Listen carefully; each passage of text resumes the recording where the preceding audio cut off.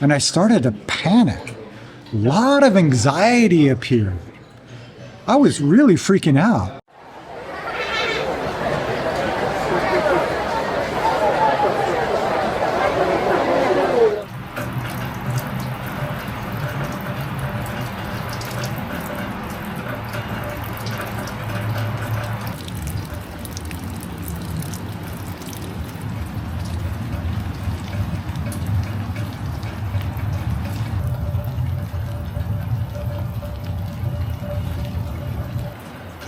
As you can see, it's raining. And today is Wednesday, which is hiking day.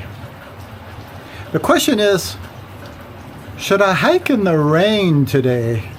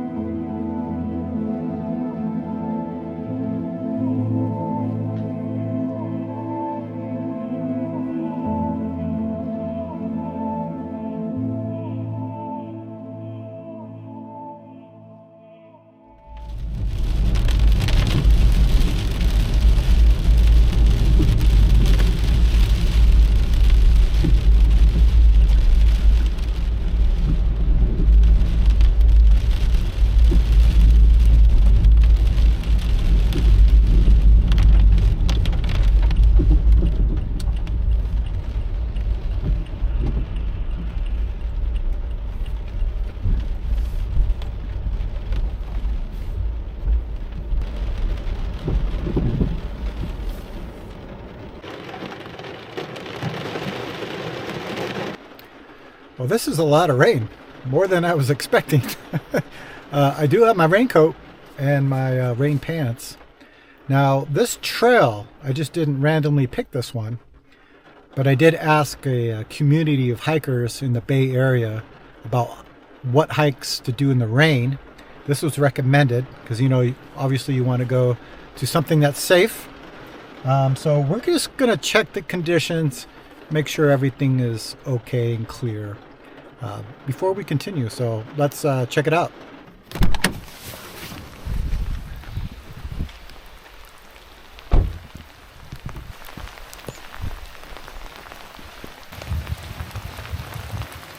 This is where we are. Purisima Creek, Redwoods Open Space Reserve. Some kinds of trails everywhere.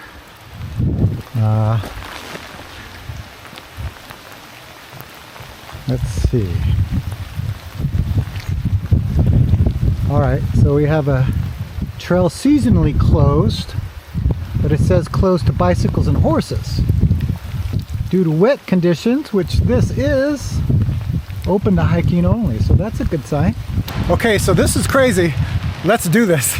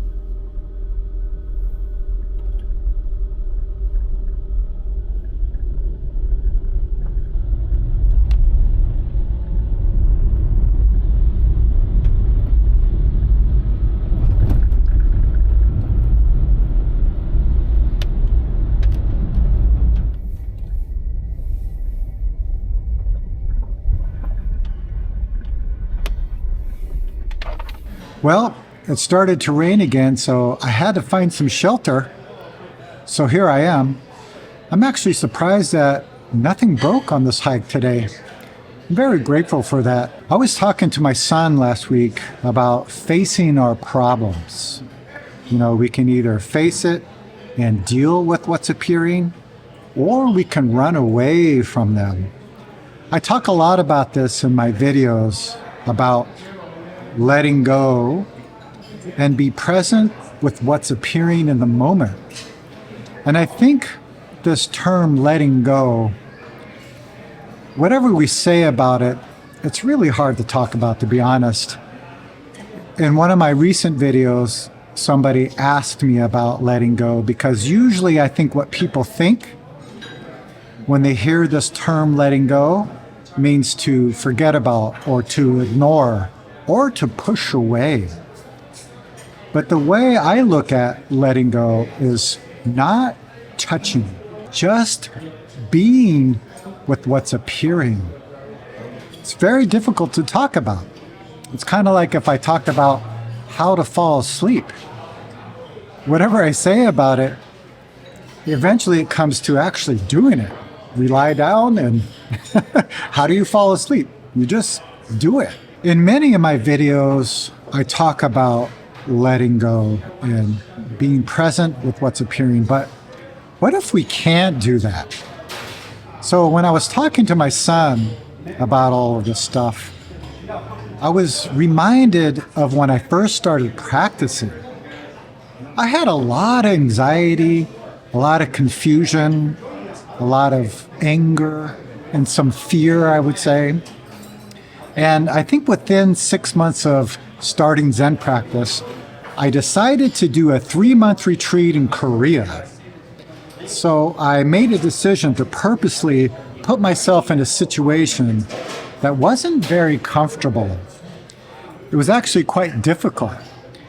So this was in the day when we practiced at a temple called Shinwon-sa, and I believe it was like 3 hours south of Seoul, in the middle of nowhere in the mountains, nothing around from what I can remember.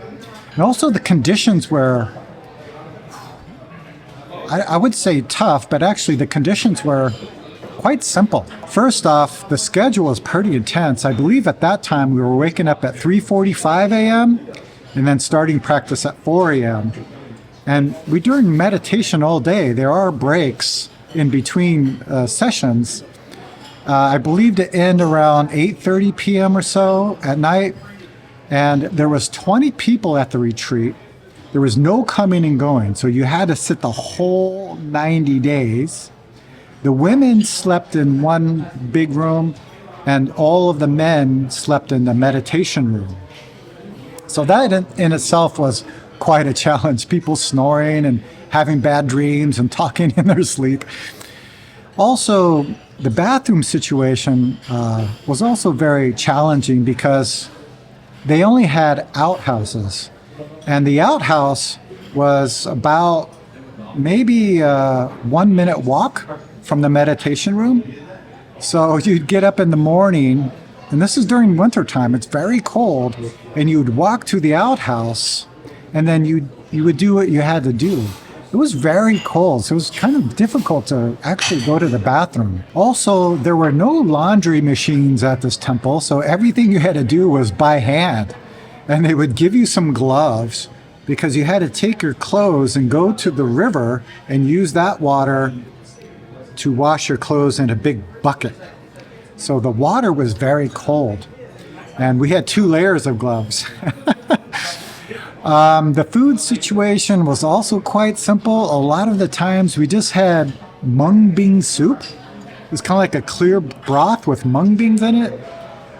Luckily, there were some people donating food to the temple, so often we would have kind of a nice meal. I really appreciated this retreat because all the comforts were taken away, and all you had to do is focus on practice. What is this? What am I doing here? What is the purpose of my life? It's very challenging, though. I'd have to say it's probably one of the hardest things that I've ever done in my life, but definitely one of the most important things that I've ever done. When I came back from the retreat, I started a monastic training program. We call it a hangjaw period. So you're still a layperson, but you're wearing kind of monastic clothes, living at a Zen center and practicing. But this Zen center I was living at in Seattle was very small, and they didn't have much money, so they couldn't really support me. So I had to go out and look for work. So I found an organization to help me find odd jobs, and I ended up working at Amazon. Now, this is a time when Amazon was only selling books. They just started getting into toys, I believe. And also what I remember is this is when the first Harry Potter book came out. So loads and loads of books were coming into the warehouse. The job I had at Amazon is when the books came in, I would take a scanner and scan the books. Then I would take the books and put them on the shelves and then scan the bookshelves. I remember this one time though, I was pushing around a lot of books, very busy, and I took a few books and walked over to a shelf and was scanning them in. But then I couldn't remember where I put my cart, which had a lot of books on it. And I started to panic. A lot of anxiety appeared. I was really freaking out. In fact, it got to the point where I couldn't deal with the situation. So what happened was I pretended that I got really sick. So I went to my manager and said, I don't feel very well. I got to go home. And he said, oh yeah, go on home. When I was talking to my son about this story, I thought it was interesting because I just came back from a 3-month intensive meditation retreat. And there's a situation that arose when I came back that I couldn't handle. And I think that's really important to talk about because all of us have karma, strong karma. And another way of talking about strong karma is just strong mind habits. So it doesn't really matter how long we've been practicing or if we sat long retreats. Sometimes this karma lingers and we're not able to meet the moment or be what's arising in the moment. A few things that helped me was first, a teaching I heard from Zen Master Sung Sung. And he said, try for 10,000 years non-stop. It's a very wonderful teaching. And all that means is that every moment we keep trying, but trying actually means doing it. Try to be present with what's appearing. And if we get caught up into what's happening around us, or we're getting caught up in our thinking and feeling, it's okay. How about this moment? Can we do it in this moment? What is happening right now? What is my job right now in this moment? So I found that this consistent practice over and over and over again really helped me a lot. But there was times where maybe the anxiety was too strong, or maybe the anger was too strong. I would do kind of intensive practice. So not only just sitting meditation, and sometimes I wouldn't be able to sit because emotions or thinking was too strong. I couldn't sit still. So this is when I did bowing or prostrations, 108 prostrations. Actually, I think I was doing a little bit more than that because I had a lot of energy. There's something about bowing or even chanting where we can really let go of this energy or direct this energy into the moment so that it's not controlling us. Another thing that was helpful is practicing with others. I think sometimes if we're just by ourselves, we feel like that it's only happening to me.